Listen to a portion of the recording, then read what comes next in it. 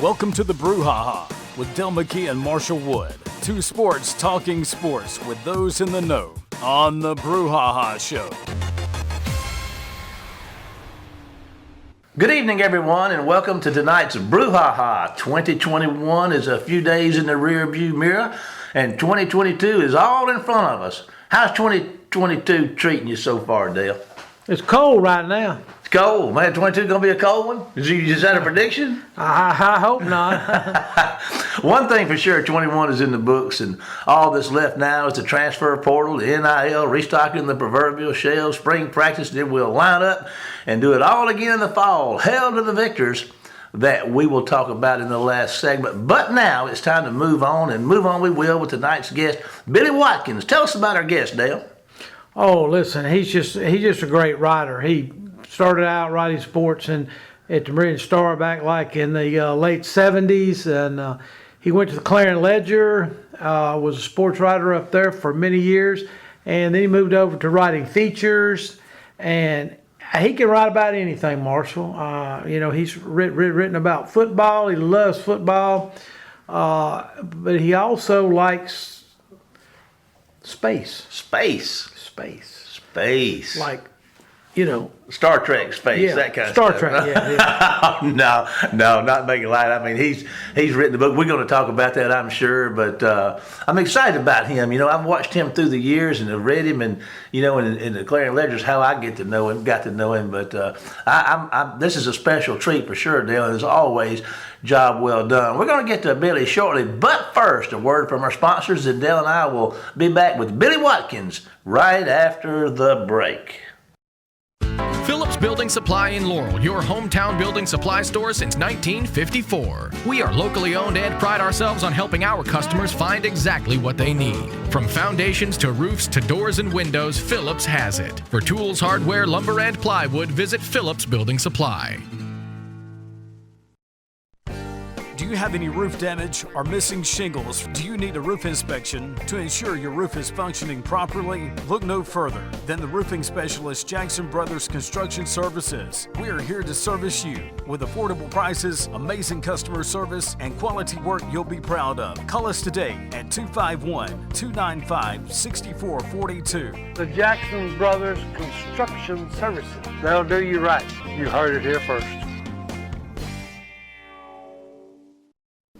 Welcome to the show, Billy Watkins. How you doing today, Billy? Hey, I'm doing great. How y'all doing? We're doing good. Anyway, we're going to talk about a little bit football today, and we want to talk to you first of all about some of your books that you've written.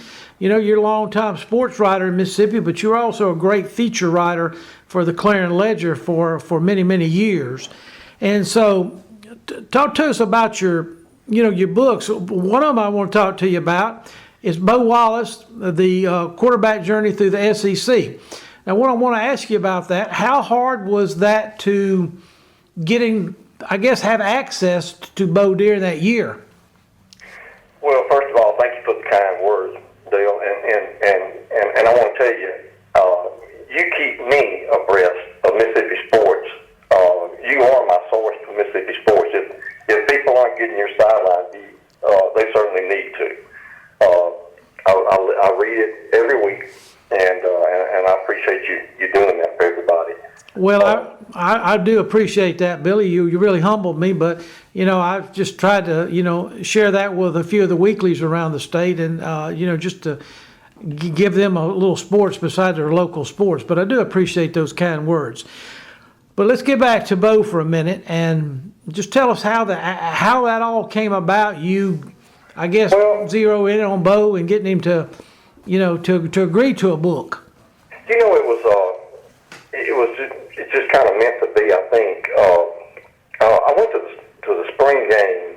I was familiar with Bo because he was at East Mississippi Community College, which is my alma mater, and so I always followed them and saw him there, and was really impressed with his ability and just command on the field, and so I went to his first spring game at Ole Miss, and he was after the game he did a little media interview, and then afterward, I just went up and introduced myself, and told him I was a scuba alum, and he was just saying, he was really hoping to win the quarterback battle with Barry Brunetti that year. And I said, listen to me. I said, you're going to win the starting battle. You're going to be the starting quarterback.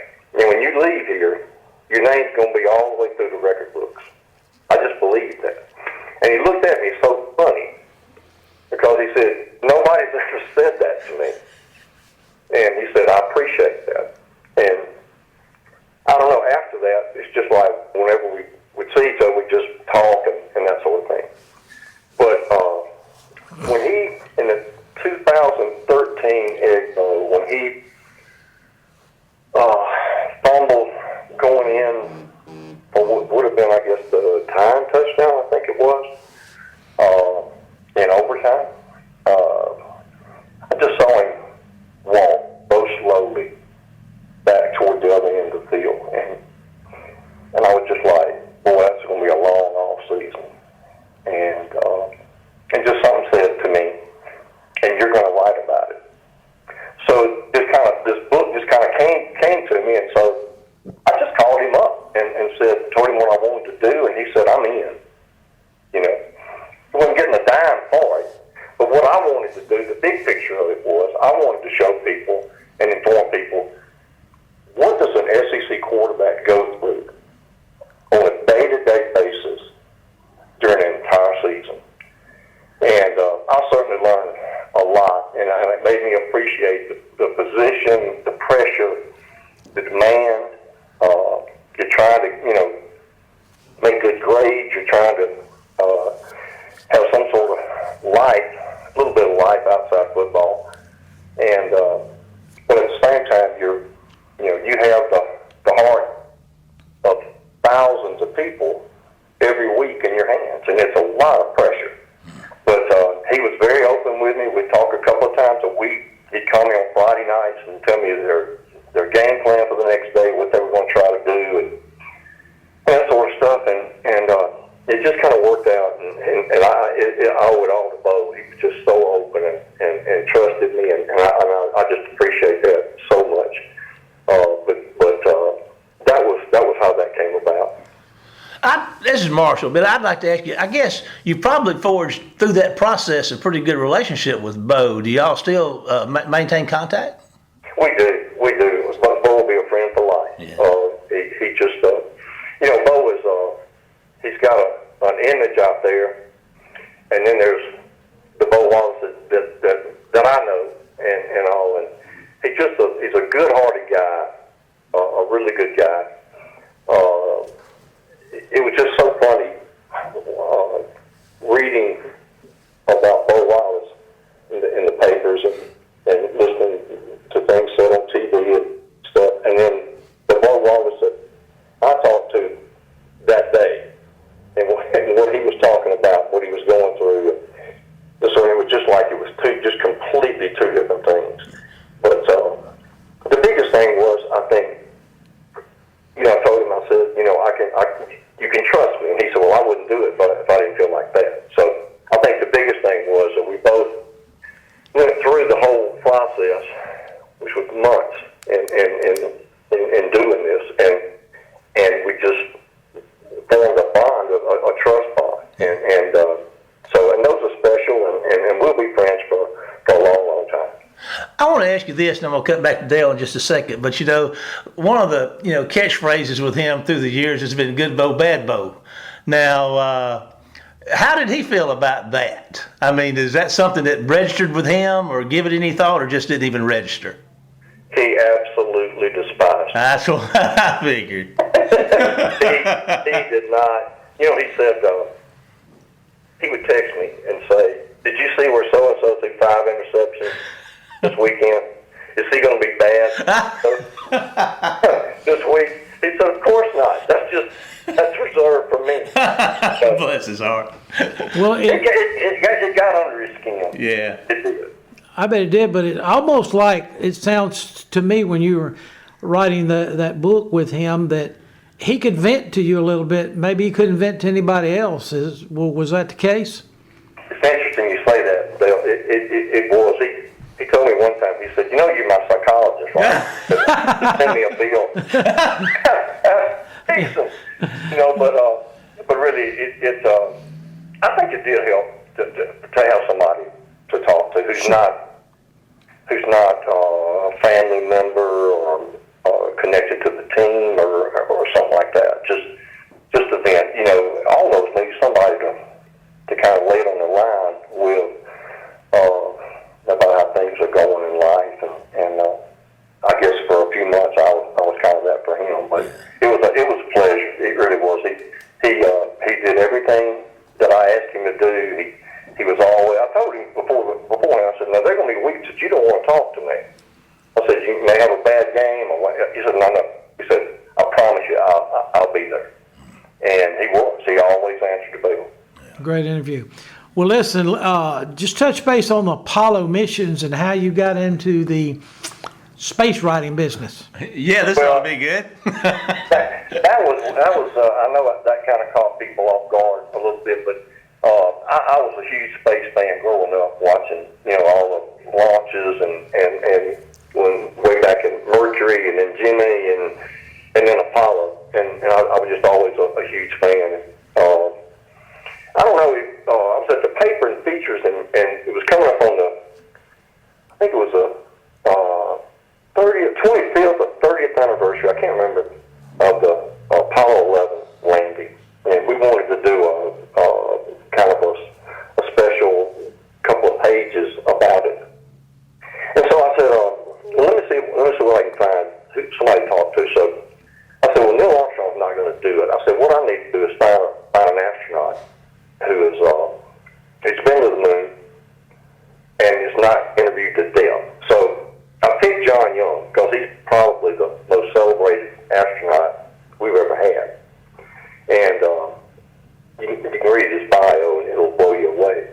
But he went on Apollo 16, slept 3 nights on the moon. It's just mind-boggling what this man's done. And I wrote him a letter. And the secretary called me and said, you can come to Houston, he'll meet you at so-and-so date. Is that good for you? I said, absolutely. So I went out and interviewed him, and at the end of the interview, he said, we've been interviewed to death. He said, what you need to do is find some of these people who are behind the scenes, play huge roles, and write about them, because their story's never been told. And I kind of took that and just kind of ran with it. Fred Hayes, who I know you've met, and a Mississippi guy that went on Apollo 13. Unfortunately, didn't get to land, but did make it back. Thank goodness. He was a huge help to me during that, and helping me find different people from just different areas of the space race, and helping us get there. And I did 14 stories of them, and it just, I'm so glad that I did it, just simply because their stories needed to be told, and they're there forever. They're told, and so many of those people have since died, and I'm just so thankful that, I remember on Christmas Eve watching the astronauts on Apollo 8 read from Genesis as they orbited the moon, and I was fortunate enough to talk to the guy who gave them the idea to do that. Wow. And it was just so emotional for me to talk to somebody like that. But that's the kind of people that I talked to in the book. I appreciate you asking about it. It was a fun book for me, and I'm so thankful I was able to do it. Okay. And you had one other book that you wrote. It was called the Ole Miss Football Vault, and you wrote a lot of stories and had other contributors to that book. Tell us about that book shortly. Well, that was they wanted basically a history of Ole Miss football, and that was a tall task to say the least. But Langston Rogers, who I know y'all know, the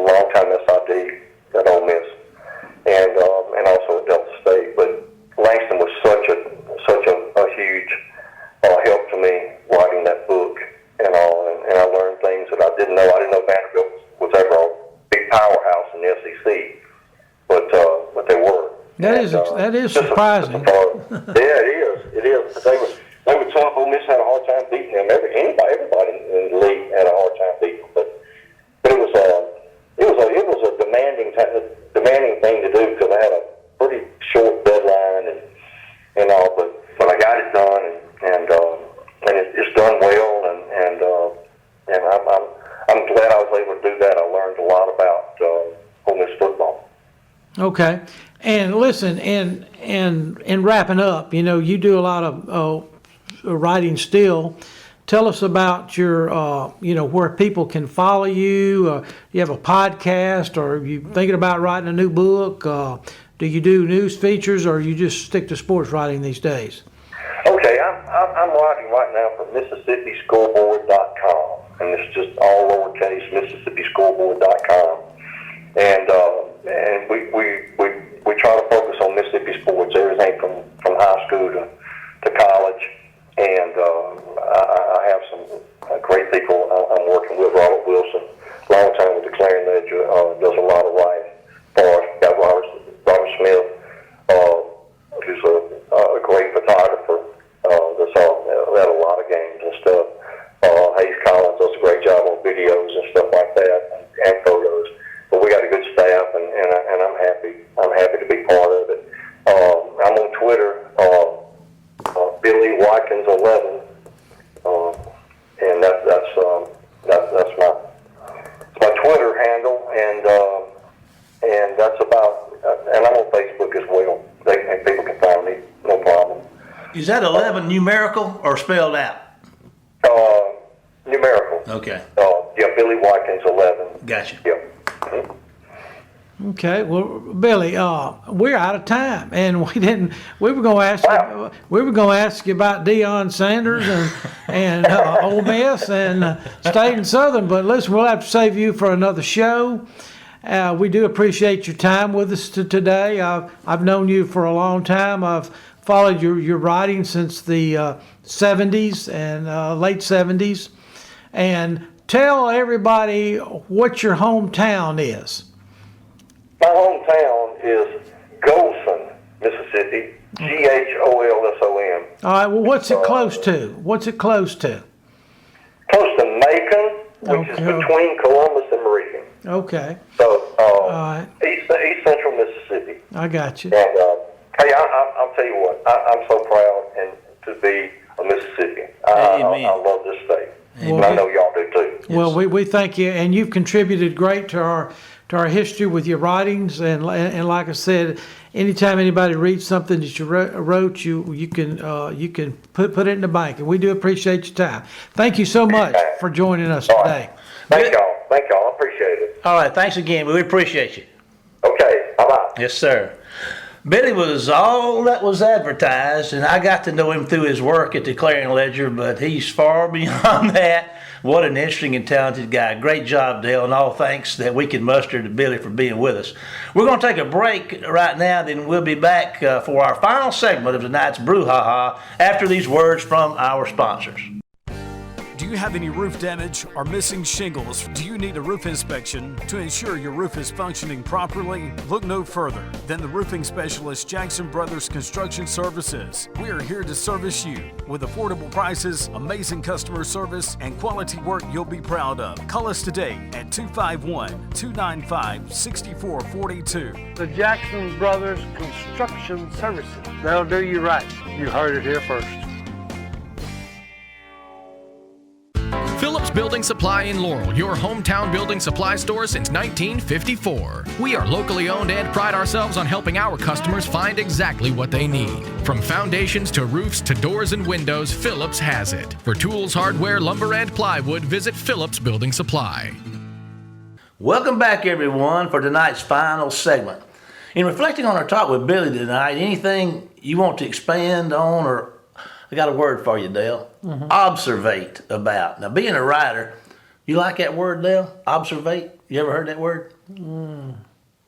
I think I have. You know? I think I thought I might have too. I just don't hear people ask me that very often. Well, you're a wordsmith, man. I mean, you're a writer like Billy, and I'm not. And words are interesting to me. I had an Uncle Bud. He had the radio station and a newspaper over there in Columbia for years to his family with his wife and everything. And he loved words, and he hated what was happening to the English language through the past, part of his life. He died probably around 2000, but he was funny about words. But observate's just something that popped out of me, and I couldn't find it in the dictionary, but I did find it in Merriam-Webster. That's where my go-to spot through the years. I've heard of that, yeah. Have you ever heard of the Urban Dictionary? No, I haven't.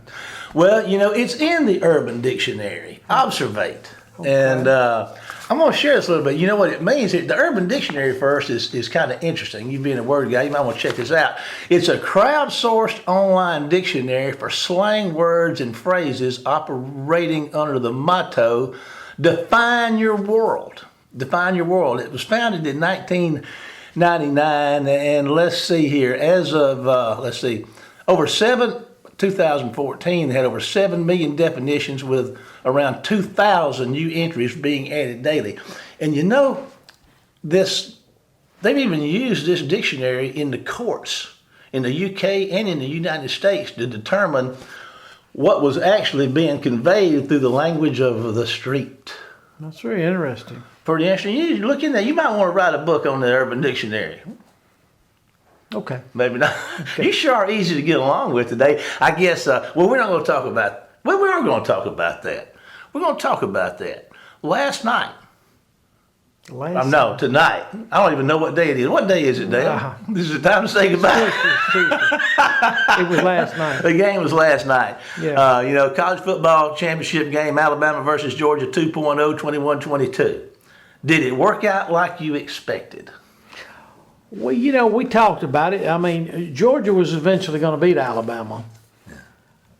And anytime that you have a rematch, they don't go well, just listen to the ball game last night, people talk about, 1959, LSU beat Ole Miss in Baton Rouge on a 92-yard punt return by Billy Cannon.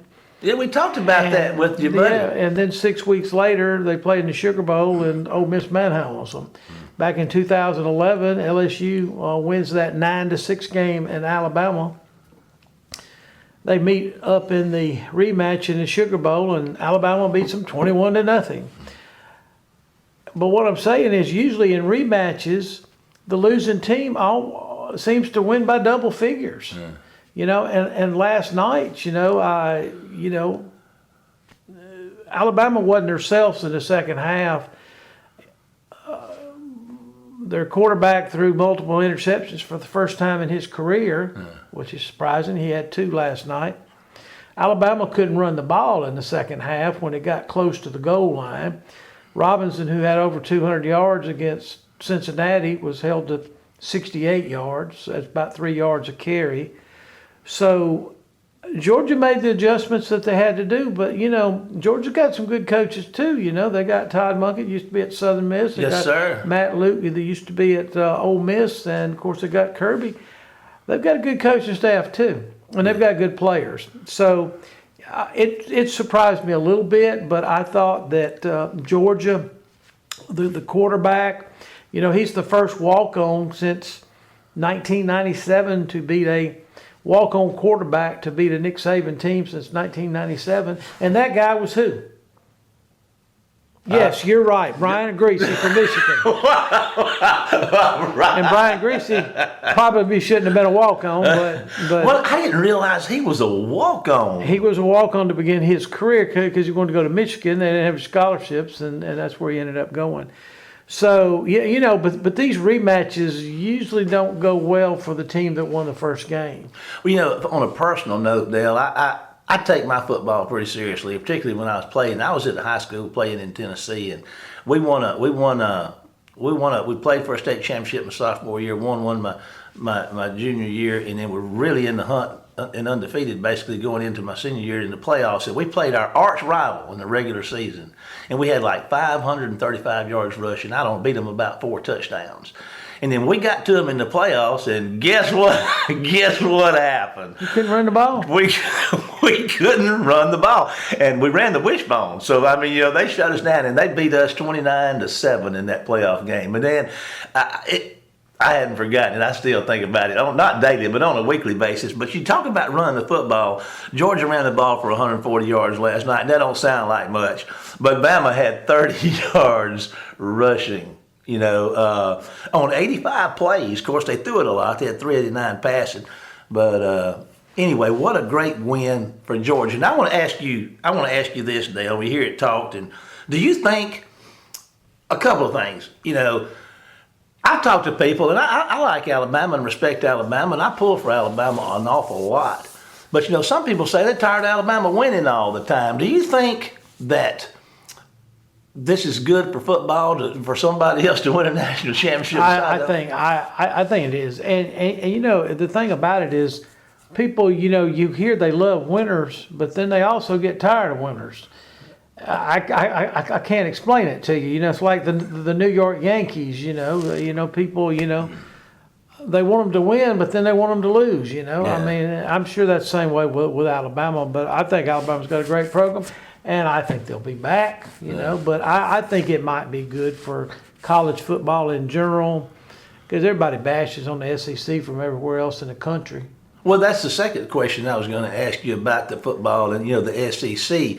Do you think the football world, the college football world, would be a better place with more parity, by interconference play? Yeah, I mean the SEC dominates college football. I mean, the Pac-12, is non-existent basically anymore.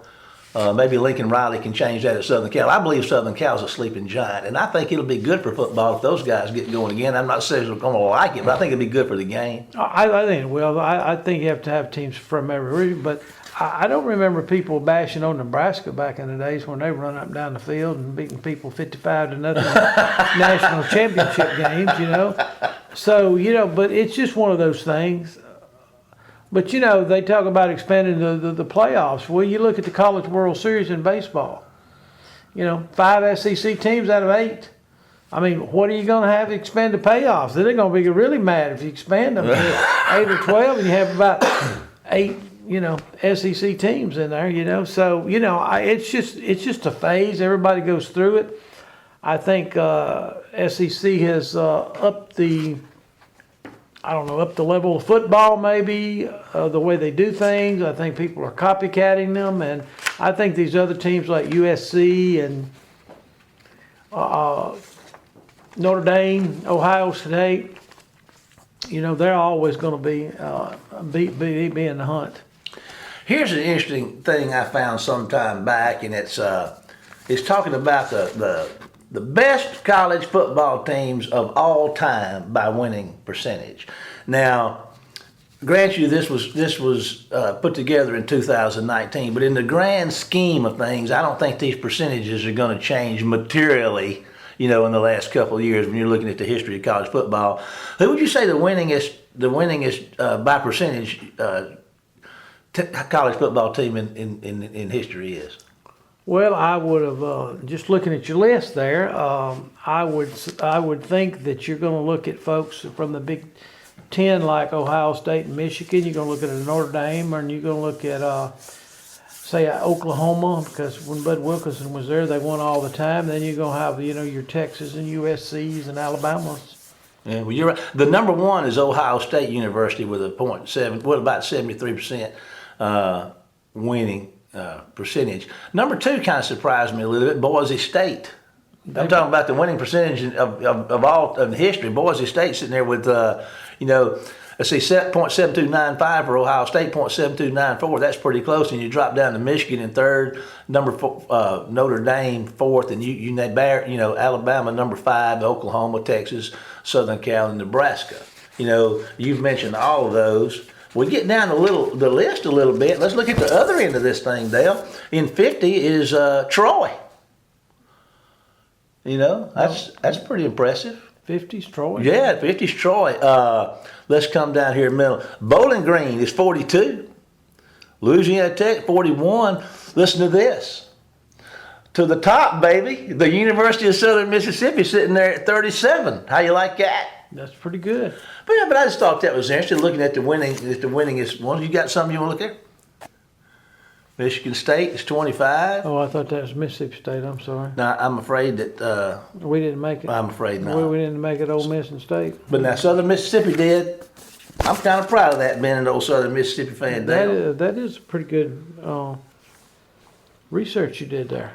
Oh yeah. I didn't know you did research, but I mean, it's good bringing that to the show, research. Kind of like Tina Turner's, what's love got to do with it? What's research got to do? Research. It's like a playoffs, but anyway. Well, it's been a lot of fun this college football season, Dale. And I guess it's what a way to wrap it up with a big game, and Georgia sitting at the top. But I got some buddies I went to high school with. I know they're mighty happy tonight. Dale, you know what? Time flies when you're having fun. And I'm afraid our time has flown. Well, I enjoy it, Marshall. I always enjoy meeting with you every week. Well, I do too, my friend. Well, Brouhahas, there you go, Brouhahas. Maybe we need to add that to the Urban Dictionary, Dale, but it's time for us to bid you all good night. We thank you for being with us and encourage you to follow us on Facebook at The Brouhaha, and also check out our previous broadcast on our YouTube channel. You guessed it, The Brouhaha. But for now, it's time to say goodbye, Dale. Goodbye, Dale. And we will see you next week for more of The Brouhaha. Take us out of here, Jamie. You've been listening to The Brouhaha with Dale McKee and Marshall Wood. Heard Tuesday evening, 6 p.m. on WABO. For more of The Brouhaha, follow us during the week on Facebook and WABO.